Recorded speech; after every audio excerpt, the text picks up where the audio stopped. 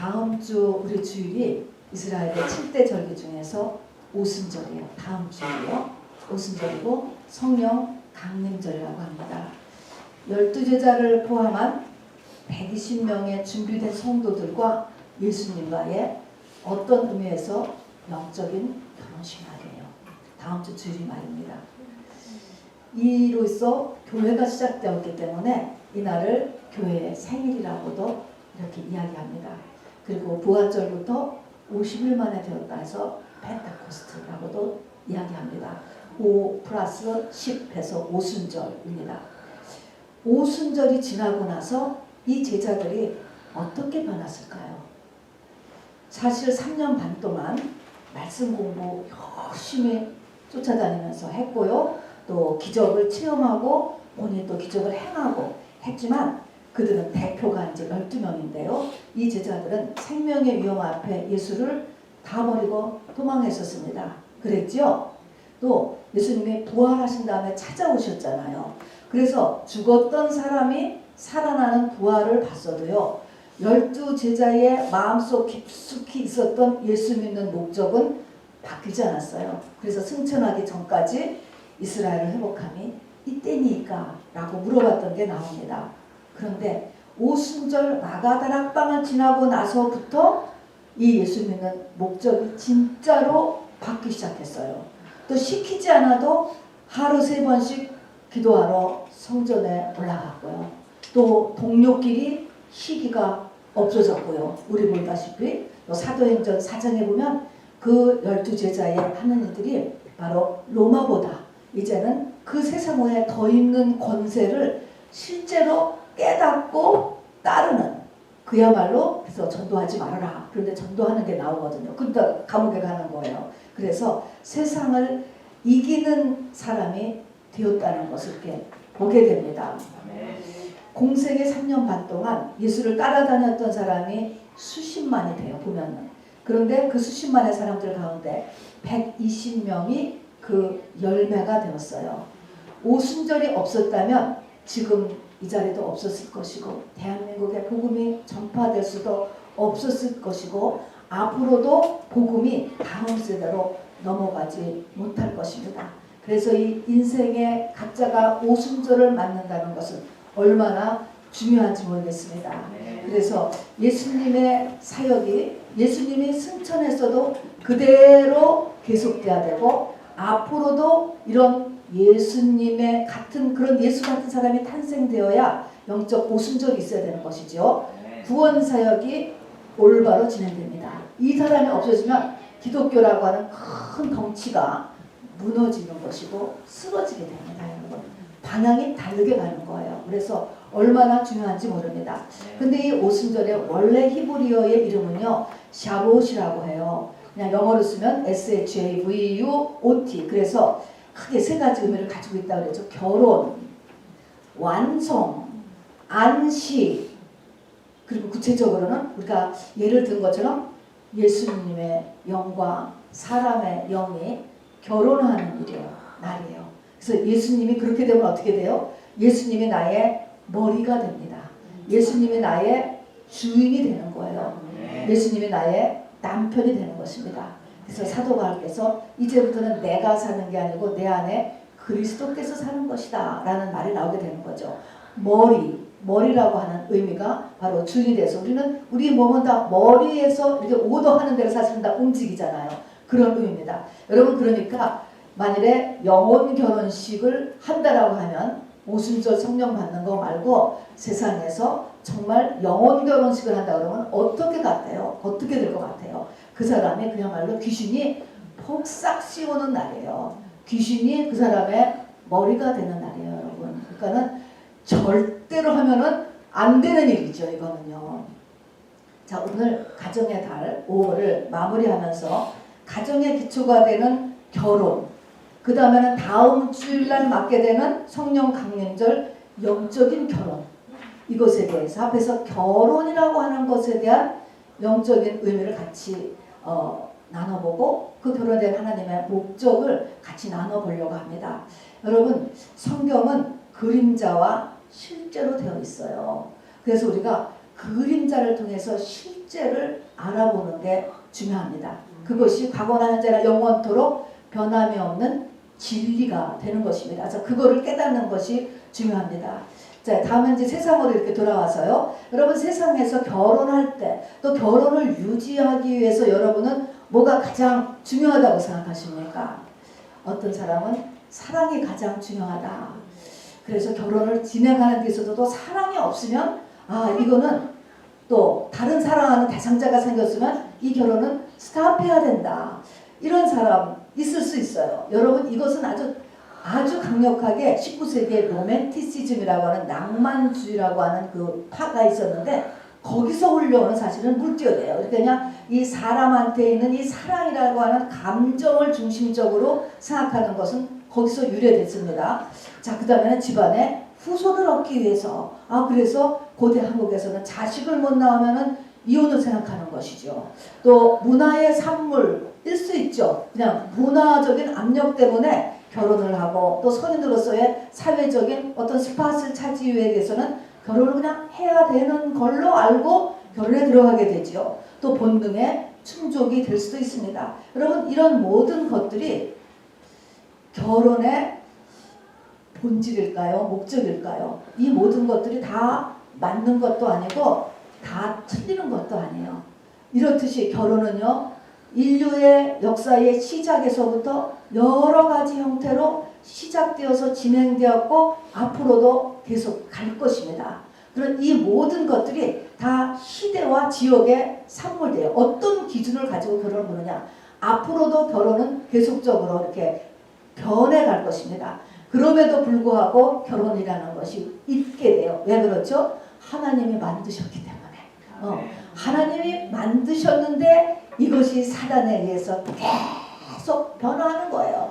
그래서 일부 다처제가 생겨나고 한국의 고대같이 가부장제가 생겨나고 하여튼 이 가족, 이 결혼이라는 것이 이렇게 계속 변해가고 지금도 또 변하죠. 앞으로도 이렇게 또 변해갈 것입니다, 여러분. 자, 그런 가운데서 오늘 성경이 이야기하는 결혼을 바라보고요, 배우고요.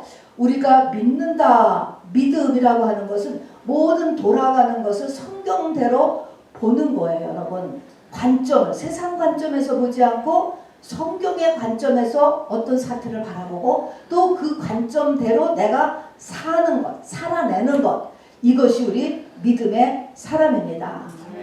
자, 여러분 성경은 시작을 하나님께서 아담 하와, 어떻게 보면 결혼이에요. 가정이죠. 아담 하와를 만드는 창세기 1장 2장에서부터 시작을 하는데 이것이 성경의 맨 끝이 무엇으로 끝나냐면은 요한계시록 21장 22장 보니까 뭐야? 새 예루살렘 성이라고 하는 것이 내려오는데 그 새 예루살렘 성이 어린 양의 신부라. 자, 신부를 만드는 것으로서 끝나요. 더군다나 계시록 21장 22장을 보면요. 새 예루살렘 성이 내려오니까 처음 하늘과 처음 땅이 사라졌다는 거예요. 창세기 1장에 천지 창조와 그 안에 모든 것들이 다 없어진다는 거예요. 왜 다 없어지죠? 왜 첫 창조의 것들이 바로 다 없어지죠? 왜 다 없어져요? 할 일을 다 했으니까. 그러면 이 땅의 천지 창조와 인류 역사의 모든 것은 한 가지의 목적을 향하여서 하나님께서 움직이고 있구나 라고 하는 것을 우리가 이렇게 보게 됩니다. 자, 우선 천지 창조 이제 구체적으로 살펴보면요. 하나님께서 천지를 창조했을 때 계속 보시기에 좋았더라 라고 나가잖아요. 다 좋은데 거기서 보시기에 좋지 않았다라는 거 딱 얘기한 게 있어요. 어디서 좋지 않았다고 했죠? 아담을 만들어 놓은 다음에는 좋지 않으셨다 그랬어요. 자, 이 좋지 않으셨다. 이것을 그냥 우리가 언뜻 볼 때는 혼자 있는 것이 좋지 않았다. 그냥 우리가 단순하게 껍데기로 그냥 그렇게 받아들이는 건 이제 처음 그냥 예수 믿을 때 받아들이는 거. 그래서 혼자 사는 것보다 둘이 사는 것이 좋은가 보다. 이렇게 생각하는데 하나님이 그것 때문에 여러분께서 보시기에 좋지 않았다라는 것을 이제 깊게 생각할 수 있게 되기를 바랍니다. 그래서 어떻게 했죠? 아담을 만들었는데 혼자 있는 것이 좋지 않다고 해서 아담을 깊이 잠들게 하고 옆구리에서 갈비뼈를 빼어서 또 다른 사람을 만들어서 그것을 하와라 이름하였다. 이렇게 있습니다. 자, 여기에서 그럼 아담과 하와를 만드는 것이 하나님이 보시기에 좋으셔서 그렇게 그 가정을 만들고 결혼을 하는 것이 하나님의 목적이요 교회의 목적이냐? 여러분 그것을 목적으로 이렇게 주일학교 같이 본다고 한다면 예수님도 싱글 라이프를 사다 마셨어요. 바울도 싱글로 사셨어요. 12사도에 사는 모습을 보세요. 부부가 화목하고 가정을 잘 이루는 것으로 끝이 나지 않았다는 사실을 우리가 조금 더 눈여겨볼 필요가 있는 것입니다. 하나님께서 사람을 만드신 이유가 뭘까요? 하와를 만드는 거에 이렇게 눈을 돌리지 마시고 그 전에 먼저 아담을 왜 만드셨죠? 사람을 왜 만드셨죠? 이 사람을 만들기 전에는 바로 그 안에 다섯째 날까지 만든 모든 것은 사람을 위해서 만들어진 거예요. 그러면 사람을 도대체 왜 만들었느냐? 여러분 우리가 알다시피 하나님은 사랑이시라고 했잖아요. 하나님은요 사랑의 대상자를 만드신 거예요. 그러니까 아담은 하나님의 사랑의 대상자로 만드셨어요. 근데 제가 지금 뭐라 했어요? 만들었다 그랬죠. 만들었다 그러면 이게 무슨 말이에요? 피조물이에요. 창조주가 피조물을 사랑하는 거는 동일한 사랑이 안 되는 거예요. 사랑은요 동일해야지 완전하고 온전한 사랑이 돼요. 격이 다르면은 그거는 최고의 사랑이 될 수가 없는 것이다. 똑같아야 되는 거예요. 그런데 창조주가 어떻게 피조물하고 동급의 사랑을 할 수가 있냐고. 이게 안 되는 거잖아요. 그러기 때문에 이제 이것을 하나님의 사랑의 대상자 피조물인데 창조주같이 만드는 거예요, 여러분. 이것 때문에 일어나는 일이 하와를 만드는 것, 그 다음에 죄라는 걸 만드는 것, 사단이라는 걸 만드는 거예요. 이것을 구원이라고 이야기하고 이것을 영생이라고 이야기하는 것입니다. 한번 여러분 생각을 해보세요. 피조물을 창조주와 같은 레벨로 만들면서 동시에 죽고 못 사는 사랑의 관계가 되는 것. 여러분 요즘 사람들이요 이제 세대가 이렇게 지나가니까 AI 인공지능 만들잖아요. 로봇을 만든다고. 로봇을 기계예요. 그 기계를 사람같이 만들어낸다. 또 만들어내는데 그 사람 그 AI와 나와의 사이가 이 땅에서의 완벽한 사랑. 우리의 에로스 사랑, 아가페 사랑, 스트로게 사랑, 모든 사랑을 다 포함한 그런 우리가 그렇게 모든 영화나 소설에서 그렇게 추구하는 그런 최고의 사랑을 나눌 수 있는 그런 대상자가 된다. 여러분, 그것이 뭐예요? 그것이 바로 하나님이 말씀하시는 결혼을 놓고 그 비밀이 그도다 얘기하는 거예요. 그거를 만드는 거예요. 그걸 하나님께서. 창조주가 이걸 지금 만드시는 것입니다. 우리가 지금 사람이 로봇 만드는 거를 생각을 하면서 이게 어떻게 그렇게 될 수가 있을까라는 것을 한번 생각을 해보시길 바랍니다. 자, 그래서 그 비밀이 큰 거예요. 자, 그래서 어떻게 만들기 시작했냐면 아담을 깊이 잠들게 하셨다고 그랬습니다.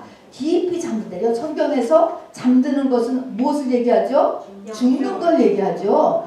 그뿐만 아니라 그러니까 아담이 죽었다 그 소리예요. 그런데 요 로마서 5장 14절에 보니까 아담이 뭐냐면 오실자의 표상이라는 거예요. 예수님의 표상. 그러면 아담은 예수를 상징하는 거야 이 뜻이에요. 그러면 아담이 예수라는 거예요. 그러면 예수를 깊이 잠들게 했어. 예수를 죽게 하셔서 옆구리에서 바로 갈비뼈를 뺐다는 거예요. 이 말은 예수님이 죽으심으로 인하여서 십자가상의 죽으심으로 인해서 옆구리에서 어떻게 죽었죠? 물과 피를 쏟으면서 죽었죠.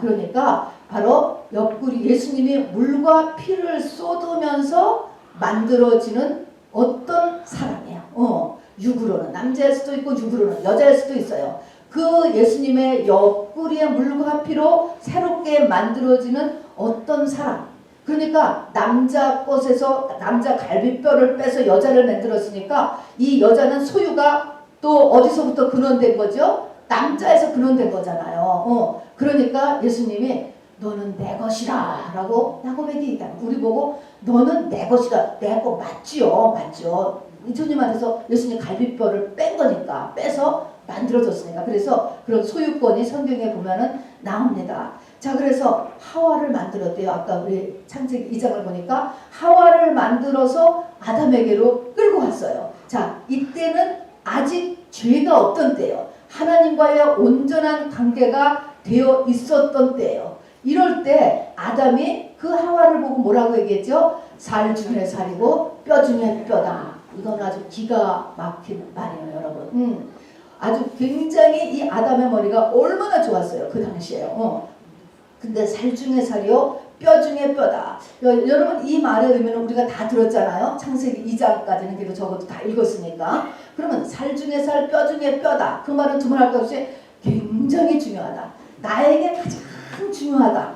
이 말이잖아요. 당신은 보니까 내 살 중에 살이고 뼈 중에 뼈.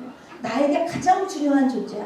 그런데 우리가 요거는 아는데 그 다음에 이제 무엇을 위해서 가장 중요한 거예요? 이게 지금 나의 무엇을 위하여서 당신이 가장 중요한 존재냐는 거예요. 무엇일 것 같아요? 아담은 이걸 알고 있었는데 성경은 그것이 기록이 안 돼 있는 거예요. 무엇을 위해서 살 중에 살이고 뼈 중에 뼈예요? 내가 하나님의 신부가 되기 위하여서 당신은 가장 중요한 존재다. 이런 말인 거예요. 이게 살 중에 살, 뼈 중에 뼈다. 내가, 그러니까 나의 가장 중요한 부분이 너한테 있어. 그럼 그 말인 거거든요. 나의 가장 중요한, 근데 왜 가장, 나한테 가장 중요한 게 뭔데? 나한테 가장 중요한 것은 내가 하나님의 신부가 되는 것이죠. 그런 의미입니다. 자, 그 다음에 그랬더니 돕는 배필을 또 만들라. 돕는 배필이라는 단어가 등장하잖아요. 돕는 배필, suitable helper다. 뭐 이렇게도 얘기하고요. 돕는 배필. 이것도 우리가 그냥 이렇게 이 껍데기로, 그림자로, 또 육으로 이렇게 읽을 때는 부인은 나의 어시스턴트? 그런 의미가 아니고요. 이것도 뭐를 도와? 돕는 거에 목적을 확실히 알아요. 뭐를 도와주는 거죠? 똑같아요. 내가 하나님의 목적에 맞는 사람이 되기에 가장 잘 도와줄 수 있는 사람. 이게 돕는 배필인 거예요. 그러니까. 그러면 하나님의 목적이 뭐라고요? 나를 하나님의 신부 만드는 거예요. 그렇게 만드는데 가장 잘 도와줄 수 있는 사람이다 하는 것입니다. 그러니까 이 돕는 배필, 하와를 누가 데려다 줬어요? 하나님이 데려다 줬지요. 하나님이. 자, 그래서 중매를 하나님이 하시는 거예요. 가장 적합한 사람, 그 사람한테 가장 적합한 사람을 배우자로 짝 지워준다, 이런 말인 거야. 이것이 꼭 육신의 남자, 육신의 여자를 이야기하는 것이 아니고 이렇게 이제 가장 적합한 사람을 하나님께서 매치시켜 준다, 이제 이 말을 하는 것이죠.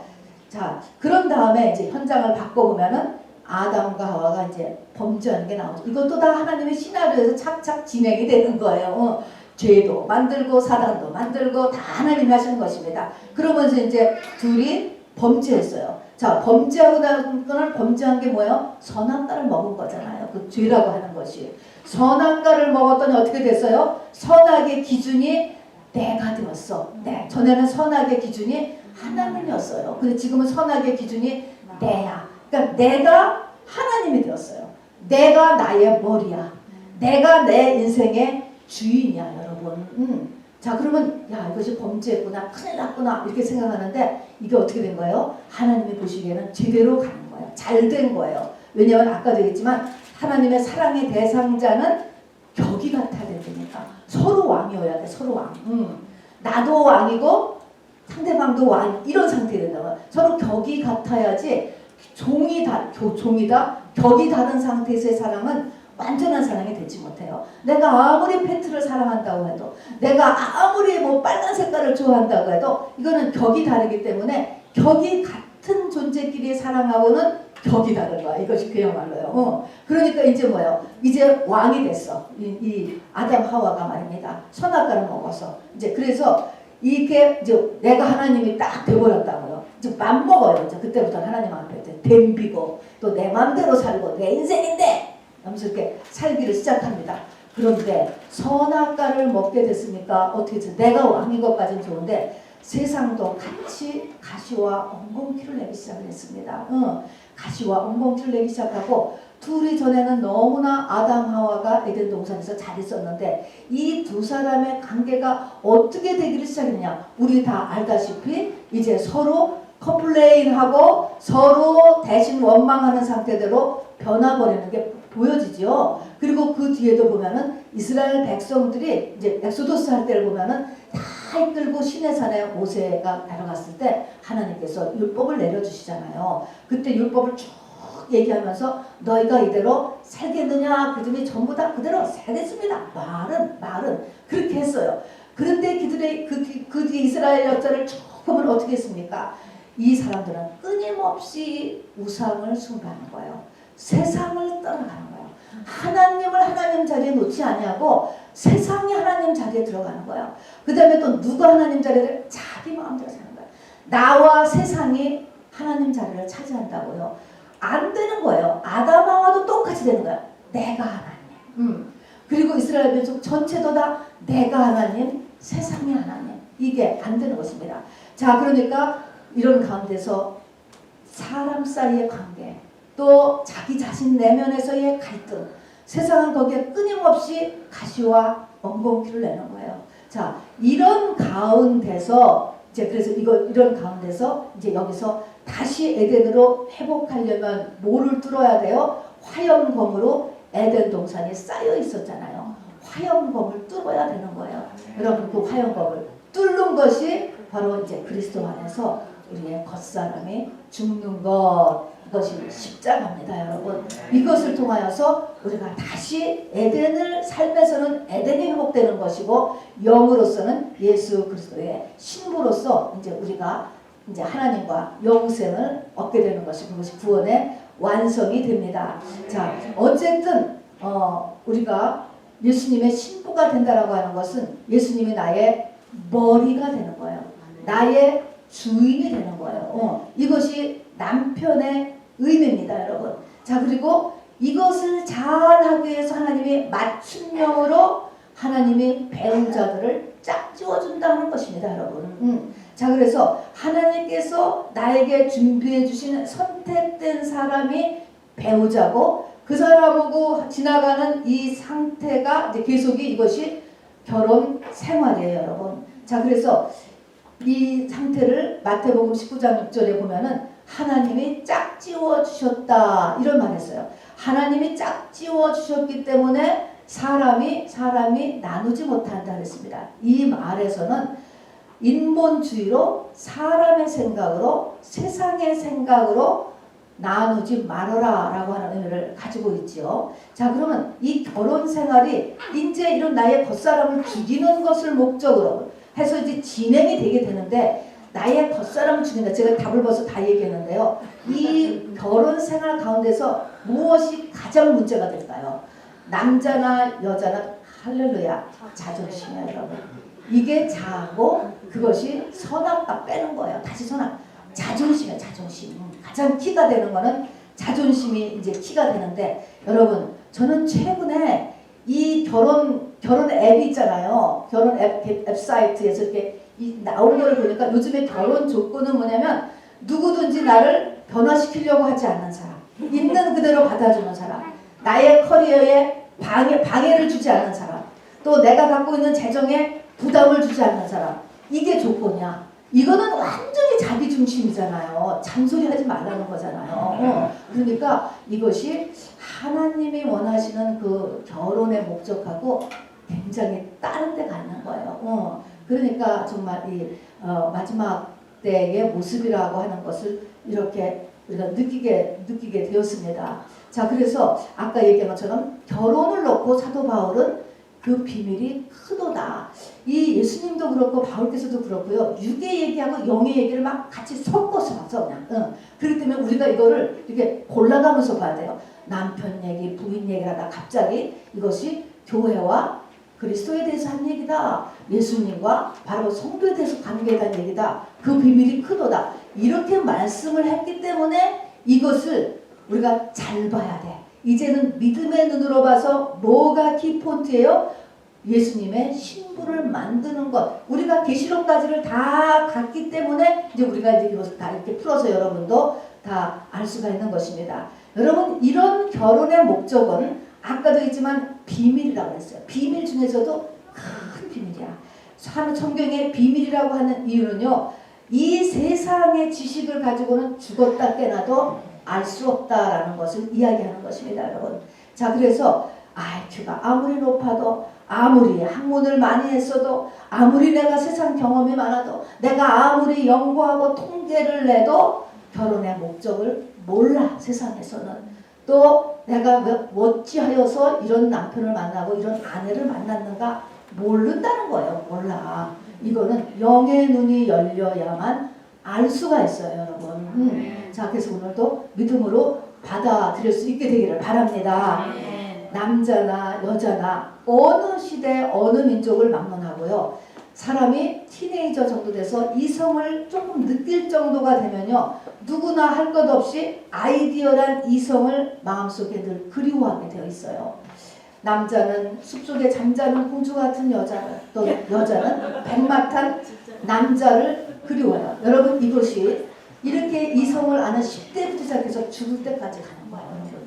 이것은 뭐에 대한 갈망입니까? 영의 갈망이에요. 내 영의 짝, 예수 그리스도를 그리워하는 마음이에요. 이거를 잘못 오해를 해서 배우자를 자꾸 바꿀 생각을 한다거나 다른 마음을 보면은 여러분, 광야에 신부를 쫓아가는 똑같은 거예요. 똑같아요. 사람에서는 이게 없어요. 인간 사이는 이것이 안 된단 말입니다. 이거를 알아두시고요. 또 우리가 한 달 전에도 배웠지만 사랑의 네 종류의 사랑이 있잖아요. 거기에 무슨 그 네 종류의 사랑 가운데서 가장 우리 몸을 짜릿하게 만들고 맛이 가장 좋은 사랑이 어떤 사랑? 에로스라고 했습니다. 에로스. 에로스 사랑이에요. 물론 우리가 하나님의 형상하다가 사람이 만들어졌기 때문에 사람은 다 사랑이 필요해요. 어렸을 때는 부모의 사랑이 필요하고, 자랄 때는 친구의 사랑이 필요하고, 사랑이 필요하다고. 사랑이 없으면 나 데미지를 입게 돼요, 사람이. 그래서 사랑이 필요하지만 그 사랑 중에서 가장 맛있는 사랑이 에로스 사랑이라는 것입니다. 자, 그래서 에로스에 의해서 우리가 다 실질적으로 세상 모든 사람들이 결혼을 하게 돼요. 믿음의 사람이건 믿지 않는 사람이건을 에로스에서 시작합니다. 이 보랏빛 에로스는 말입니다. 어떻게 해요? 콩깍지를 여러분, 스스로를 착각하게 만들어요. 내가 지금 보는 이 에로스 사랑 때문에 그 사람의 실체가 안 보여요, 여러분. 그냥 전체가 다 그것으로 인해서 확 투영되는 거예요. 이런 착각. 그리고 나서 대부분이 다 속았다라고 하는 말을 하게 되죠. 근데 이거는 속은 게 아니에요. 그런 하나님에 의해서 끌려왔을 뿐인 것입니다, 여러분.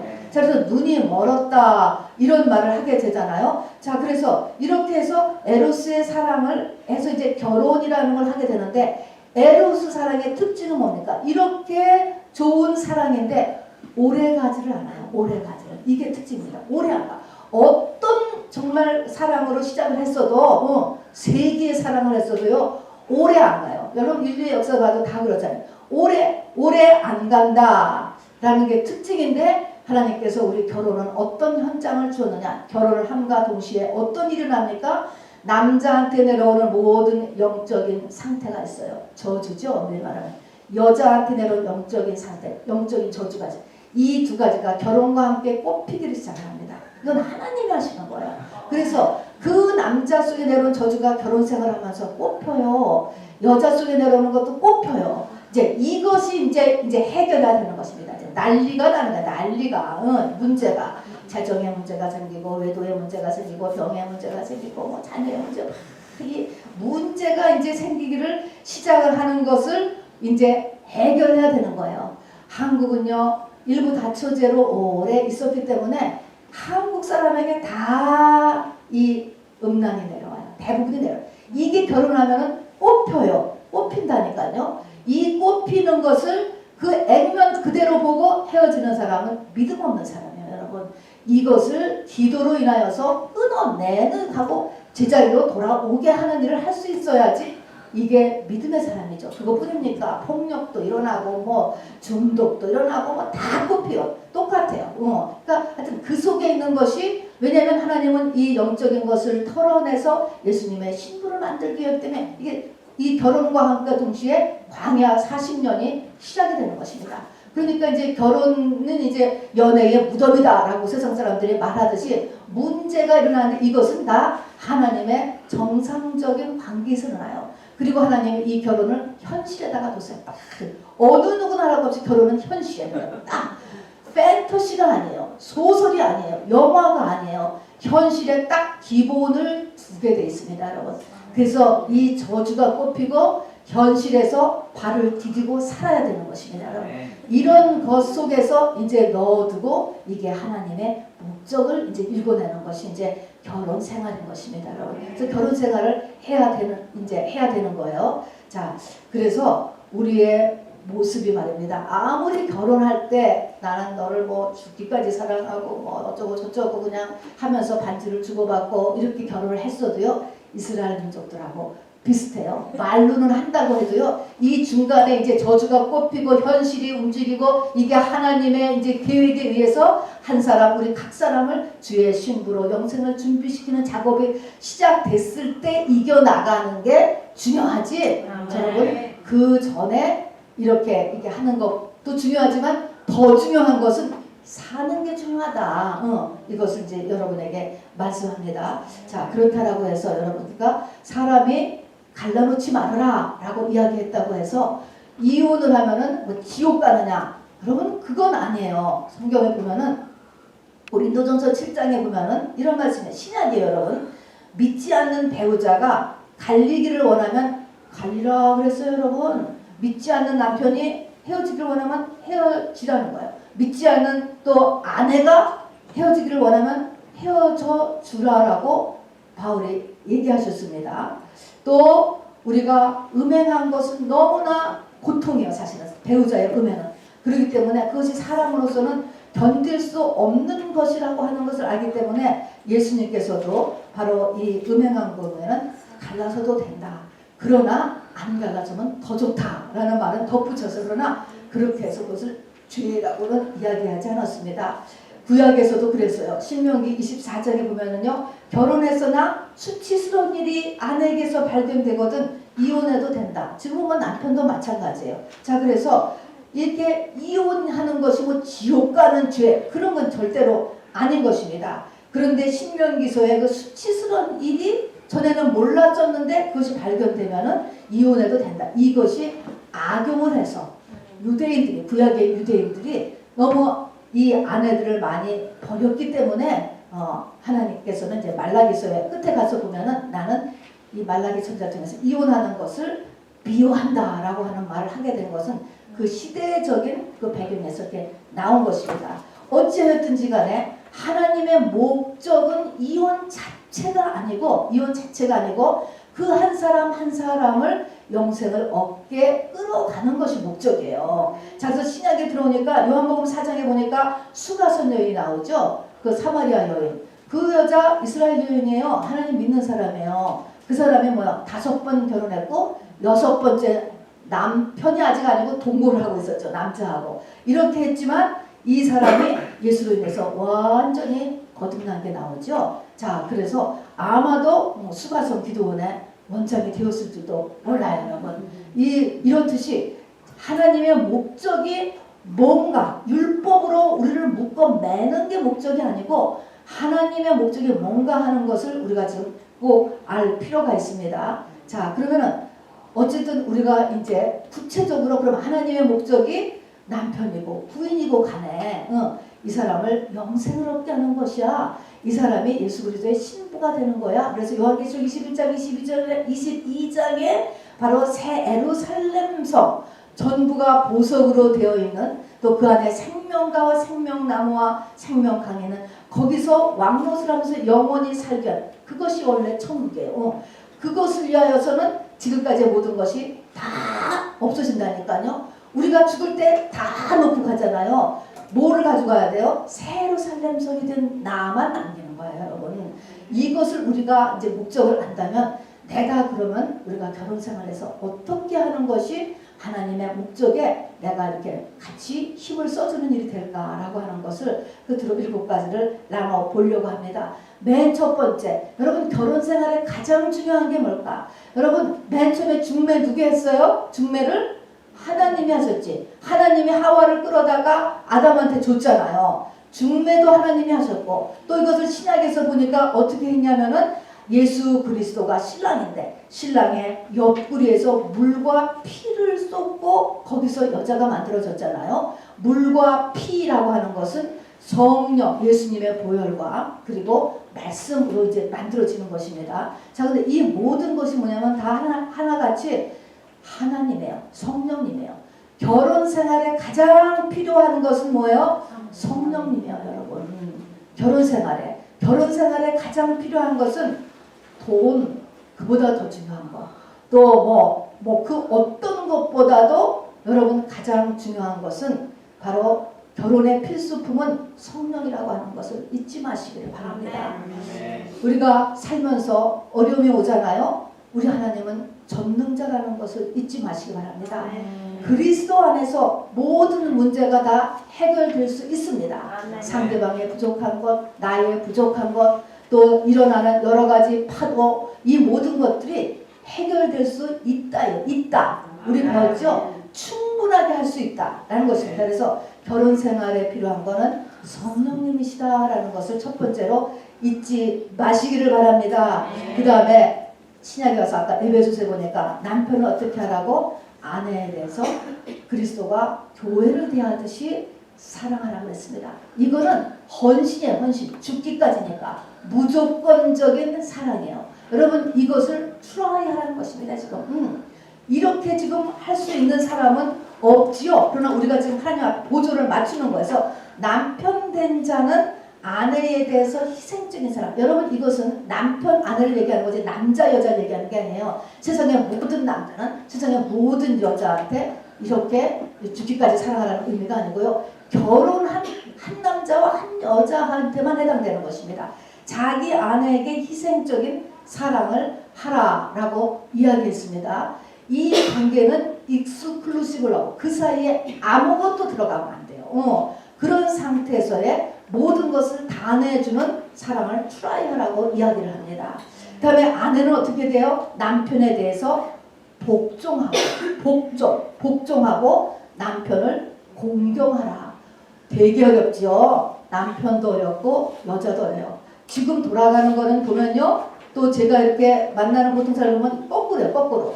남편은 아내, 다른 여자는 다 사랑해도 와이프는 사랑이 안 된다라고 하고, 또 아내들은 거꾸로 남편한테 순종 안 되고 공경 절대로 안 된다. 거꾸로 가는 거 완전히. 근데 우리가 이거를 바로 내가 이것이 얼마나 하나님이 원하시는 상태에서 멀어 있는가를 깨닫는 게 이게 결혼 생활이에요. 그래서 이것에 가까이 가려고 노력해야 돼. 성령 충만이 딴 게 아니에요, 여러분. 믿음이 큰다는 게 딴 게 아니에요. 가장 기본이 되는 이 결혼 생활, 부부 간의 관계의 모습에서 이 모습을 우리가 이 잣대로 잴 수 있는 것입니다, 여러분.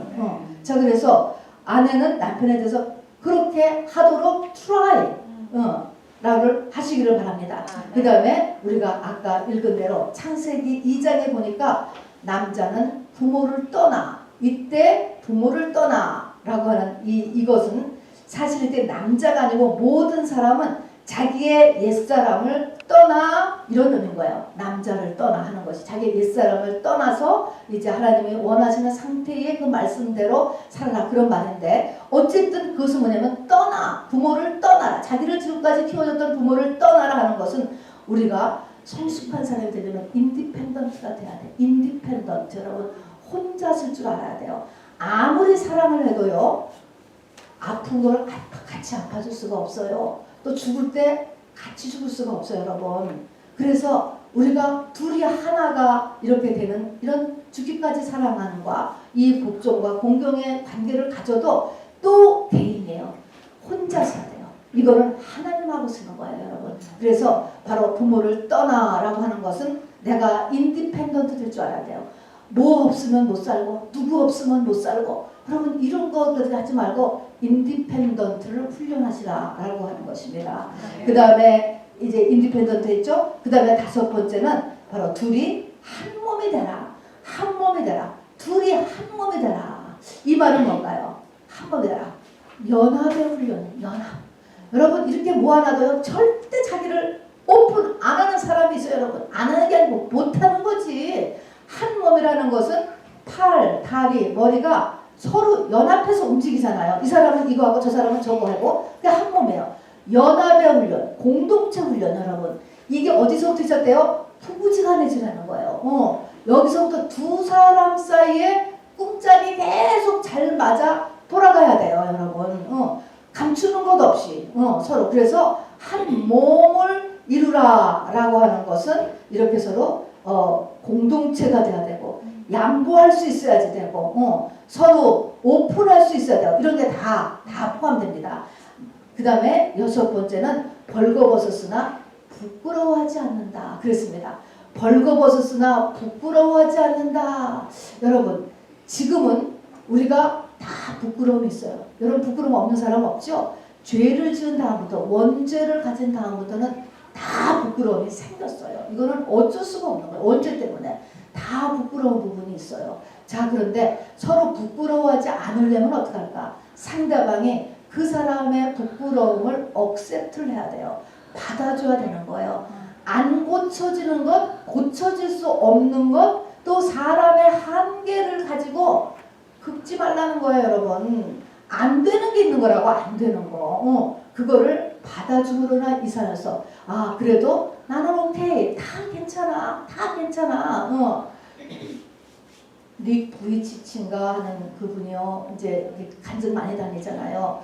그분이 아이를 이렇게 임신을 했더라고요. 그 와이프가. 근데 임신했는데 그 마이크에다가 대고 이제 장애자를 또 나면 어떻게 합니까? 그렇게 기자가 물었어. 그랬더니 그 와이프는 완전히 아름다운 정상인인데 내가 아버지같이 똑같은 애를 넷을라도 나는 똑같이 사랑할 것입니다. 상관없습니다. 어쨌든 그렇게 기자한테 대답을 했어요. 물론 이제 정상아를 잘 낳았는데 이게 뭡니까? 그 사람의 안 되는 부분은 내가 그거를 억셉트하거나 그 사랑해 주는 거야. 받아주는 것입니다. 여러분. 그 한계를. 이렇게 하니까 안 부끄러운 거야. 딴 사람한테는 부끄러울지 모르지만 나는 그 사람한테는 안 부끄러워. 이것이 뭐예요? 긍휼이에요. 여러분. 긍휼. 긍휼은 뭐야? 자기 태에서 난 아기에게 가지는 엄마의 마음이 긍휼이거든요. 그러니까 그 사람의 안 되는 것이 강는 조건이 아니고 불쌍한 거예요. 자기 자식 같은 마음인 것이죠. 요런 마음을 이것도 훈련이에요. 그 다음에 여러분 고린도전서 13장에 보면은 그게 아가페 사랑을 나타내는데 사랑자.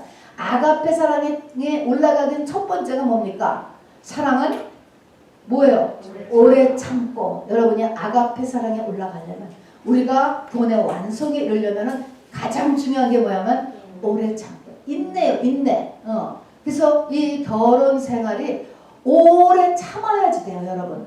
금방 가는 게 아니고. 그래서 모든 일에는 이제 인내하는 것이 우리에게 이제 중요하다 하는 것입니다. 자, 그리고 이게 7가지를 제가 말씀했습니다. 제가 리뷰해 볼게 보세요. 결혼 생활에 가장 필요한 건 뭐라고요? 성령이에요. 성령. 남편은 아내에 대해서 예수님같이 살아가고, 아내는 남편에 대해서 복종과 공경을 트라이하고, 그 다음에 전부 다 아무 거에도 의지하지 않은 인디펜던트를 하려고 노력, 그건 하나님을 의지하고 하는 거예요. 노력을 하고, 그 다음에는 서로 공동체, 서로 쉐어할 수 있는 나눠 한 몸이 되는 훈련을 하고, 그 다음에 상대방의 연약한 부분은 서로 껴안아서 사랑해서, 적어도 내 앞에서는 너는 아무것도 숨기거나 부끄러워할 필요가 없어. 이거를 해줄 수 있는 관계를 해는 것이 우리가 이게 하나님 앞에 가까이 가고, 이 모든 것에서 인내해야 됩니다. 자, 이것이 7가지예요. 마지막, 그런데 한 가지가 더 있어요. 여러분, 나 같은 죄인 살리시라는 찬양한 존 뉴턴이라고 하는 분, 여러분 유명하잖아요. 그분이 이렇게 얘기를 했어요. 불행한 결혼도 문제이지만 행복한 결혼도 문제다 얘기했어요. 이건 왜 그럴까요? 행복한 결혼이 잘못하면은 그것이 목적이 돼버리고 그것이 우상이 돼버리고 거기에 안주해버릴 위험성 때문에 그렇다는 것이에요. 자, 충분히 그럴 수가 있죠. 가정이 우상이에요. 가정이 우상. 또는 가족 구성원 중에 누군가가 우상이야. 남편이 우상, 아내가 우상, 아들이 우상, 딸이 우상. 이렇게 되면은 안 된다는 것입니다, 여러분. 그래서 바로 이렇게 이 가족, 결혼, 가정, 가족원 이것이 우상은 되지 않도록 우리가 매우 조심해야 되는 것입니다. 그래서 C.S. 루이스라는 분도요, 여러분에게 우상된 사람이 있다라는 거예요. 누구나 할 것 없이. 그러나 그 우상된 사람보다 하나님을 더 사랑하게 되면 당신은 그 사람을 진심으로 더 사랑할 수 있게 된다라고 이야기를 했어요. 그러니까 이것이 우리가 마지막 해야 될 이 결혼에 대한 또 가정에 대한 우리의 메시지가 되겠습니다. 자, 여러분, 우리 하나님께서 주신 우리의 배우자들, 또 우리에게 허락하신 이 결혼의 기간, 이것을 위하여서 우리 시간에 같이 기도하기를 원합니다. 이 땅의 결혼은